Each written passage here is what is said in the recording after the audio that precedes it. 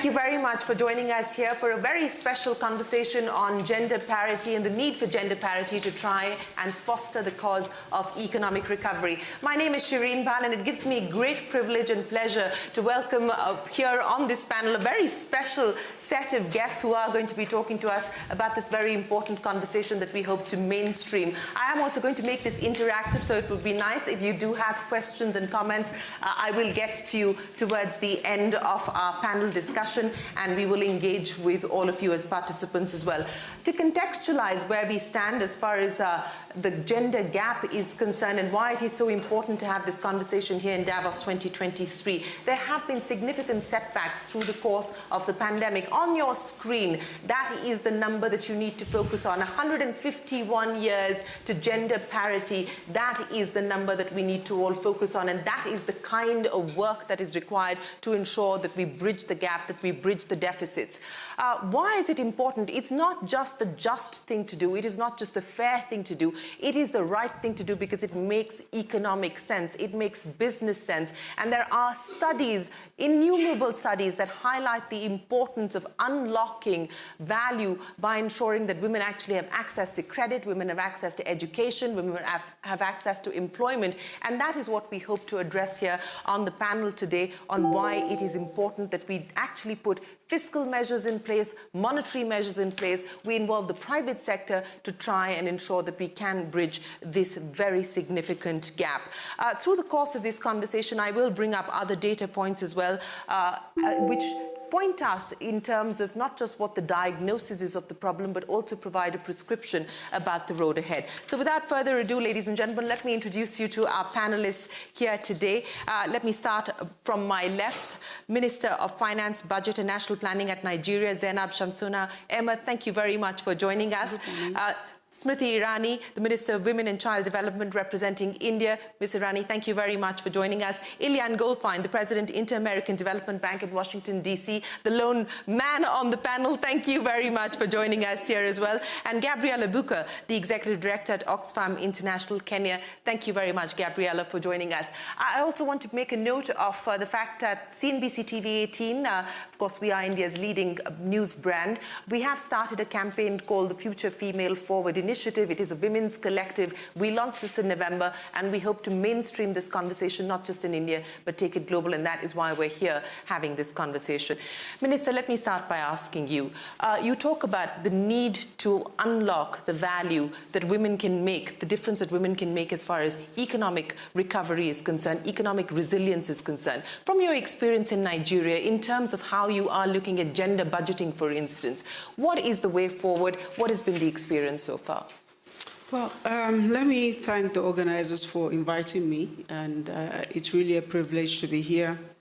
We do realize in government that we have to make deliberate policies and take deliberate actions to make sure that there's more inclusiveness of women in every facet of our society, not just in government, but in every facet of our society. And during the COVID, it became very, very glaring that whether it's the impact of COVID or impact of climate change or economic slowdown, that the most affected people are actually women. So in designing any policy, whether it's fiscal, monetary, or trade, we have to consciously take into account how does this affect women. And we found a way to cause that to happen in Nigeria. First of all, when we were designing the economic sustainability plan to support us during the COVID period, we designed a cluster of programs, and we required that each program should have at least 50% of the beneficiaries to be women. Mm-hmm. So that was one of the targets that was set for every agency of government that was provided with funding to implement the economic sustainability plan. Then in our national budget, we also made a provision to ensure that MDAs consciously look at their programs and projects with the gender lens. So you need to be asking, how can I implement this program in a way that women will benefit, whether it is road construction or economic empowerment. For example, when we developed the social register, to be able to provide support to the most vulnerable in the society. We ended up having a situation, even before the COVID, that 92% of the caregivers on our social register that is meant to provide cash transfers to people are women. And also we found out that when we provided small loans to very small businesses, that performance of the loans from the women in terms of recovery is about 99%. Yes. So it just meant to us that taking care of what the women need is actually a very wise economic decision. You're able to get more mileage for whatever limited resources that you have. So we're doing that in every sector of the economy, and we're beginning to see the results. We've designed a monitoring framework that enables agencies of government to report to us with data in a disaggregated format, so we see what the outcomes are of the plans and the funding that we have deployed. Well, thank you very much for your opening comments, and I think that's a very important point that you make, and it's well articulated. It's not just important and imperative to bank on women. Women are also good to bank with, and I think that is the experience that the financial sector will certainly validate. Minister Irani, let me address that same issue with you. You know, we just heard here from the Minister from Nigeria talking about the need for financial inclusion, access to credit. There are several measures that the Indian government has already put in place, opening bank accounts, for instance, the Mudra scheme, for instance, for the benefit of our participants here and those who are watching. It is a scheme to try and ensure that there is access to credit for women who are looking at creating their own enterprises. How has the journey been so far? But more importantly, as we look ahead, given the context of the setbacks that we have seen through the course of the pandemic and the disproportionate impact it's had on women, what more needs to be done? Shireen, you began this conversation with a very ominous figure on the wall, which is 151 years needed to bring about parity and economic participation by women. How do you arrive at that number?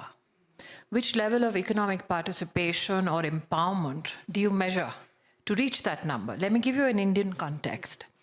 We are a billion-plus society, of which 1.35 billion is the population, of which 1.3 billion Indians now have a digital identity, men and women equally so.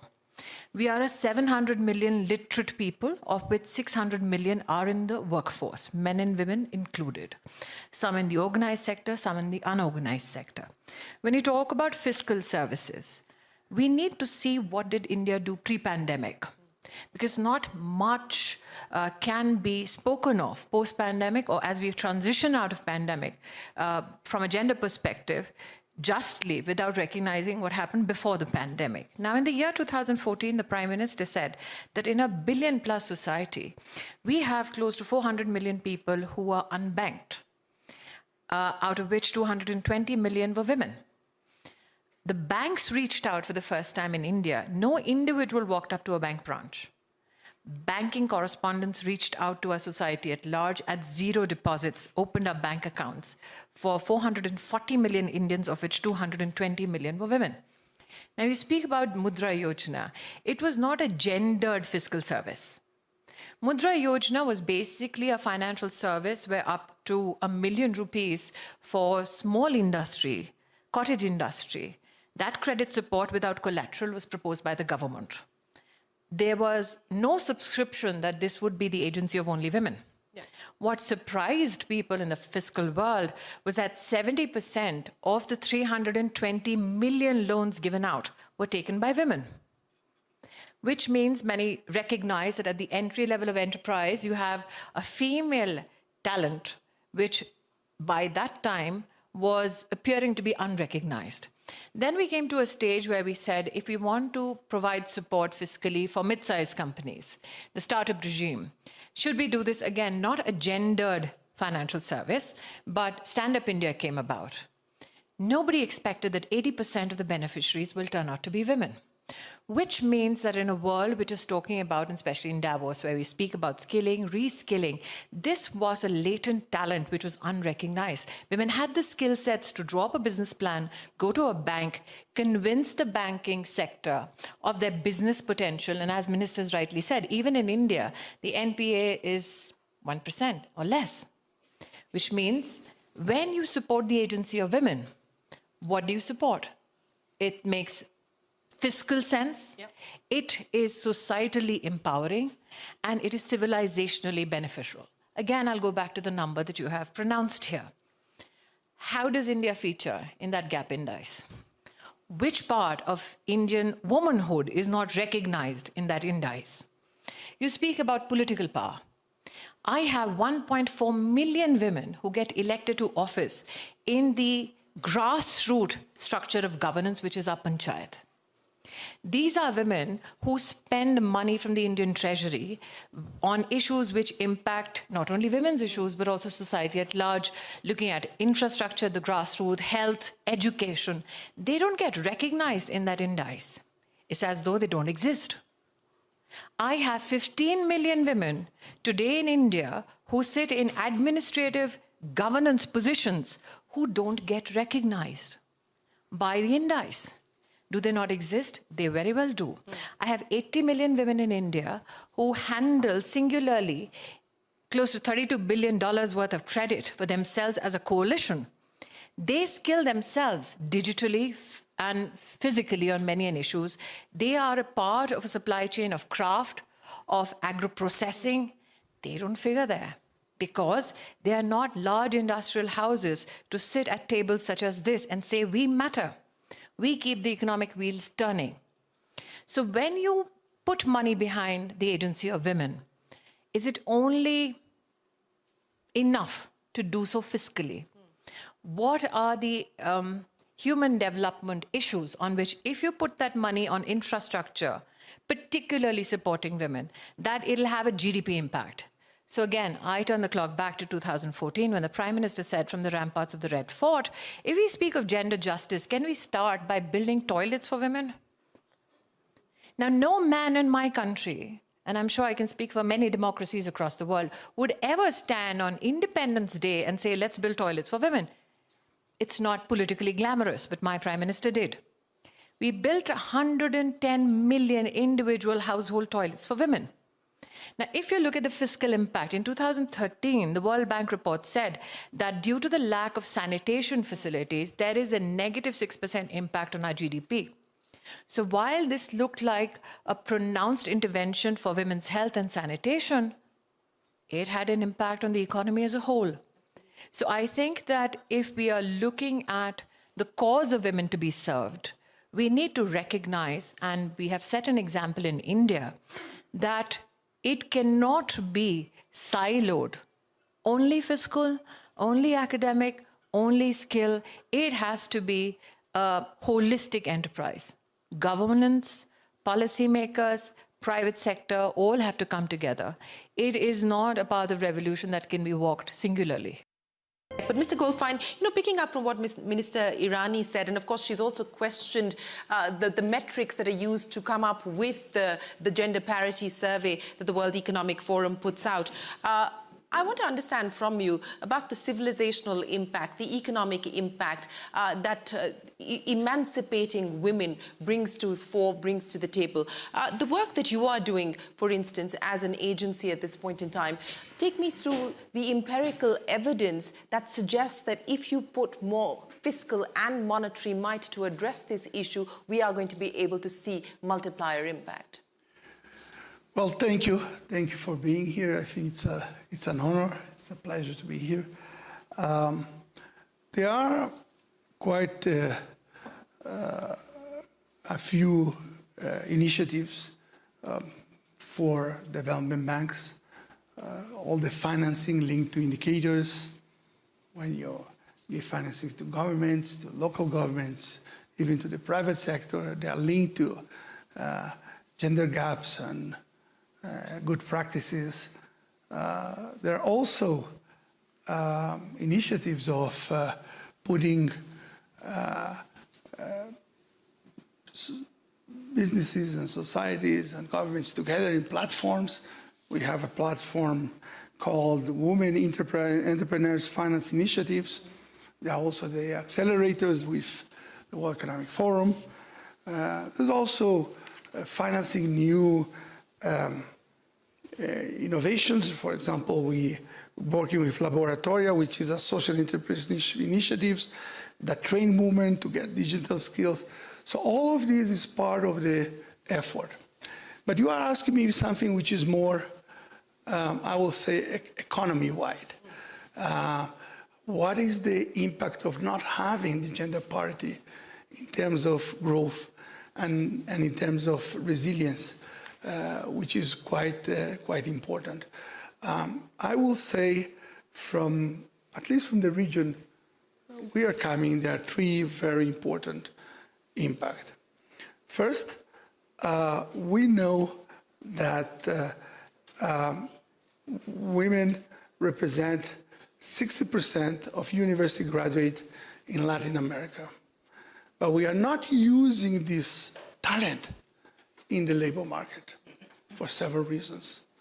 So if we were able to use that to reduce the gap, you could be able to generate more growth, more productivity, just because you're putting in the labor market more talent that you're not using. That's the first one. The second is that we're getting old in the region.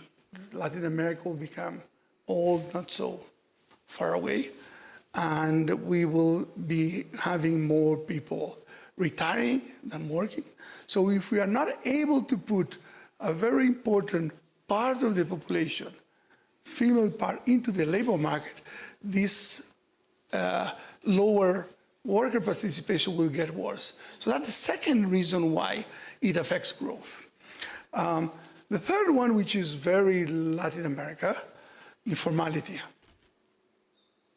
If there's a gender gap in informality in the sense that we have more females in the informal sector. And the informal sector have two problems. One, it's less resilient, because if you have a pandemic and you need to have public services, you don't get to them. And also, we also know that in the informal sector, productivity is lower.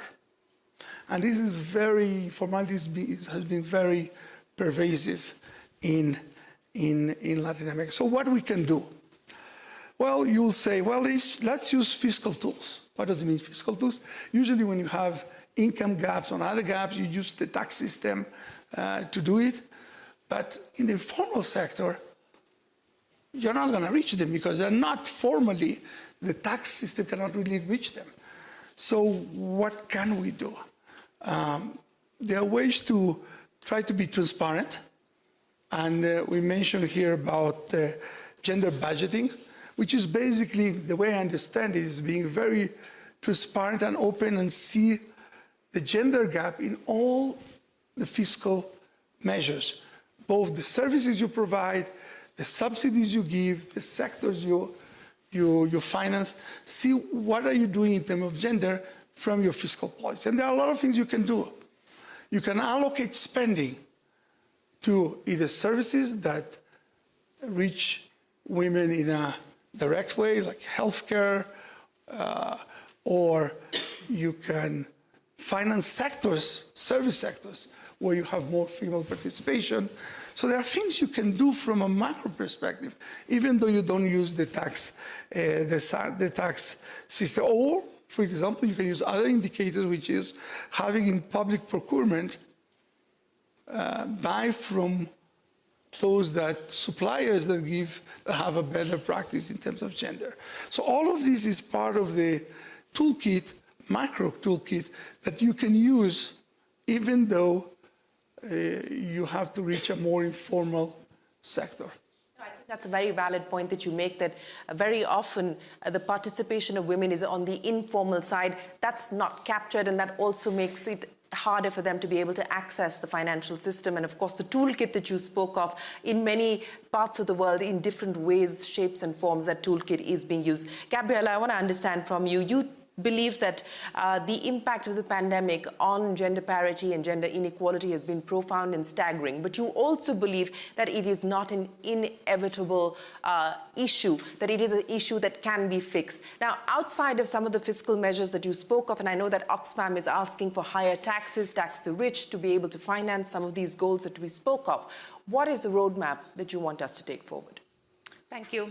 So good questions, and I would like to build on what the other panelists have said and go back to the 151 years, because as was said, you know, this is a figure, a target that we have, but it's in fact sliding back instead of going forward. And the pandemic hit a very unequal world, unequal in so many ways, economically, socially, gender unequal. And it hit women disproportionately. And so we know on issues like education, of course, there was already a huge education gap between boys and girls. But unfortunately, in the crisis moment, more girls were pushed out of education. So that's not only an issue for the present, but for the long-term future. So it's not just, as you were saying earlier, an issue of their rights, but also of their future economic contribution. So that's a big concern. Also, women lost many more jobs than men for multiple reasons. And young women lost twice the amount of jobs that young men lost. So that, again, is long-term. And there are issues like, Ilan was talking about the 60% graduate number in Latin America. Why is it that they're not represented in the job market? And there's, of course, the point that we haven't talked so much about is women's work in unpaid care work. There's unpaid and paid care work, and that is central to our economies, and it was central to our economies before the pandemic, but it became much more visible. This very invisible work became more visible, and it's the reason behind many of these trends that we're now seeing. And it's something that is not recognized in, for example, we measure a country's GDP, so care is silently a motor behind that we need to make more central. And something else that happened, so after the pandemic, we've had all the shocks that we all know about, and we have a huge debt crisis around the world.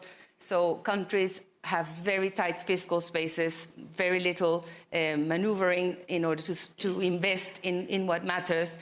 Health would be a priority after what we've lived through, but on average, countries are spending $1 in health versus $4 in debt repayments.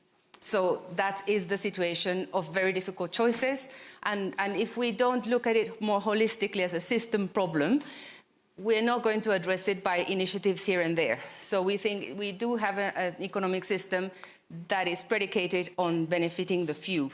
And the reason we talk about taxation of wealth, as you're saying, in the report we launched yesterday, is because in reality the tax system has been shifting over the last 40 years to be on the shoulders of workers and on the average citizen who buys products and services, so VAT.